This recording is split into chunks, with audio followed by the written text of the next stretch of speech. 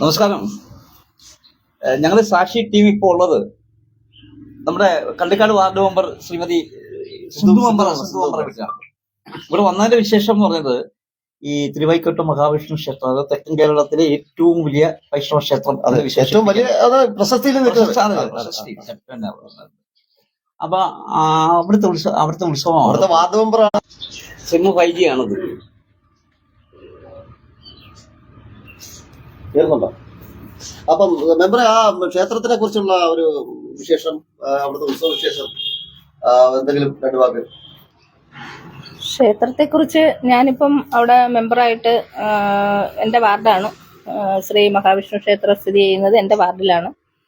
4 വർഷമായി ഇപ്പം അവിടെ ഞാൻ എല്ലാ ഉത്സവത്തിനും എല്ലാ ദിവസവും ഞാനിപ്പോൾ ചാർത്ത്, അവിടെ നമുക്ക് 10 ദിവസത്തെ ചാർത്തുണ്ട്.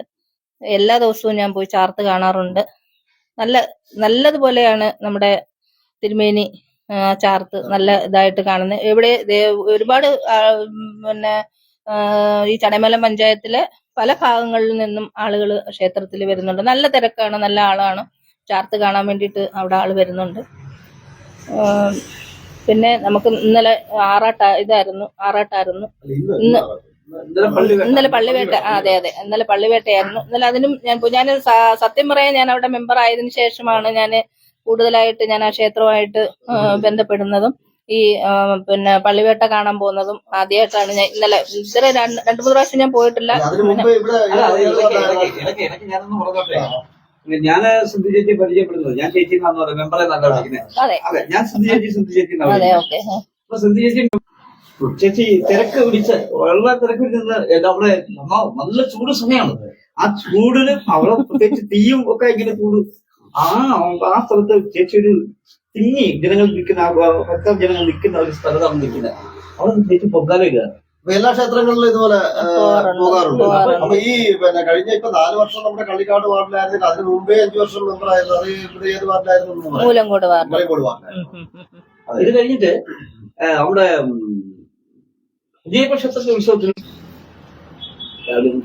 അപ്പോഴ് അതാണ് എനിക്ക് ചേച്ചി കുറിച്ച് പറയാൻ കഴിയുന്നത്. പിന്നെ മറ്റൊന്ന്, പഞ്ചായത്തിലെ ചില പരിപാടികൾക്കൊക്കെ ചേച്ചി മറ്റുള്ള മെമ്പറിനെ വിളിക്കുമ്പോഴും ചേച്ചി എനിക്ക് അങ്ങനെ വിളിക്കാൻ തോന്നിയിട്ടുണ്ട്. ചേച്ചി വിളിക്കുന്നത് ഒരു ചേച്ചിയുടെ അതിന്റെ ചേച്ചിയുടെ പക്വതയാണ് അങ്ങനെ എന്നെ വിളിപ്പിക്കാൻ പ്രേരിപ്പിക്കുന്നതെന്നാണ് എന്റെ മനസ്സിൽ.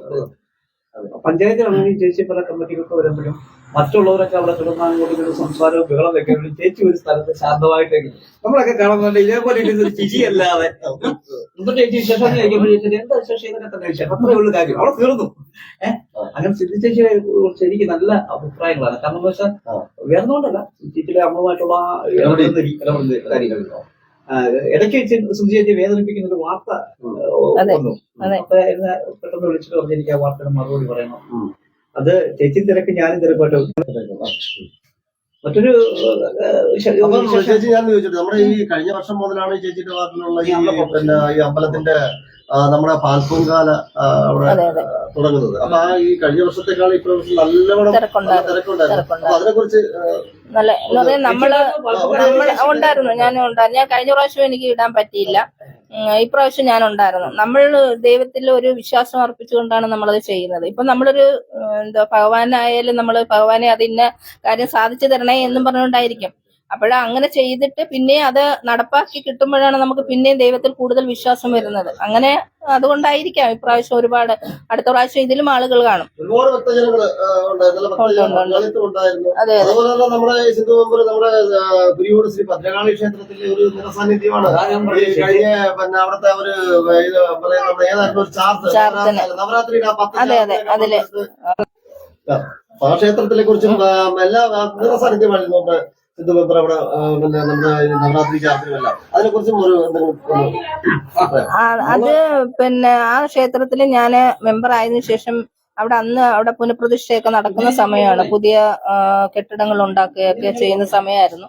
അപ്പോഴൊന്നും എനിക്ക് എന്തോ അങ്ങോട്ട് ഒന്ന്.